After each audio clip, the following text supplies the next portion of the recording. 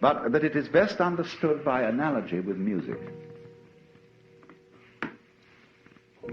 Because music, as an art form, is essentially playful. We say you play the piano. You don't work the piano. Why? Music differs from, say, travel. When you travel, you are trying to get somewhere. And of course, we, because being a very compulsive and purposive culture, are busy getting everywhere faster and faster and faster till we eliminate the distance between places. I mean, with the modern jet travel, you can arrive almost instantaneously. And what happens as a result of that is that the two ends of your journey become the same place. So you eliminate the distance and you eliminate the journey. Because the fun of the journey is to travel, not to obliterate travel. So then, in music, though, one doesn't make the end of a composition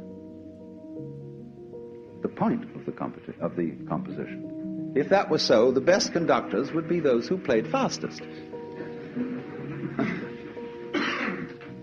And there would be composers who wrote only finales. People go to a concert just to hear one crashing chord, because that's the end. Same way in dancing. You don't aim at a particular spot in the room. That's where you should arrive. The whole point of the dancing is the dance. Now, but we don't see that as something brought by our education into our everyday conduct. We've got a system of schooling which gives a completely different impression. It's all graded. And what we do is we put the child into the corridor of this grade system with a kind of, come on, kitty, kitty, kitty. And yeah, you're going to kindergarten, you know. And that's a great thing because when you finish that, you'll get into first grade. And then, come on, first grade leads to second grade, and so on, and then you get out of grade school, and you've got high school, and it's revving up, the thing is coming. Then you're going to go to college, and by Jove, then you get into graduate school, and when you're through with graduate school, you go out to join the world. And then you get into some racket where you're selling insurance, and they've got that quota to make, and you're going to make that. And all the time, the thing is coming. It's coming, that great thing, the success you're working for. Then when you wake up one day about 40 years old, you say, my God, I've arrived. I'm there. And you don't feel very different from what you always felt. And there's a slight letdown because you feel there's a hoax. And there was a hoax, a dreadful hoax. They made you miss everything by expectation. Look at the people who live to retire and put those savings away.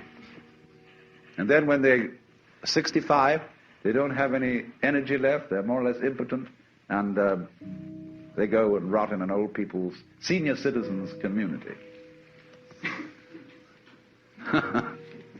Because we've simply cheated ourselves the whole way down the line. We thought of life by analogy with a journey, with a pilgrimage, which had a serious purpose at the end, and the thing was to get to that end. Success or whatever it is, or maybe heaven after you're dead. But we missed the point the whole way along. It was a musical thing, and you were supposed to sing or to dance while the music was being played. So then, this is, as I said, my basic metaphysical assumption, which I won't conceal from you, that existence is musical in nature. That is to say that it is not serious. It is the play of all kinds of patterns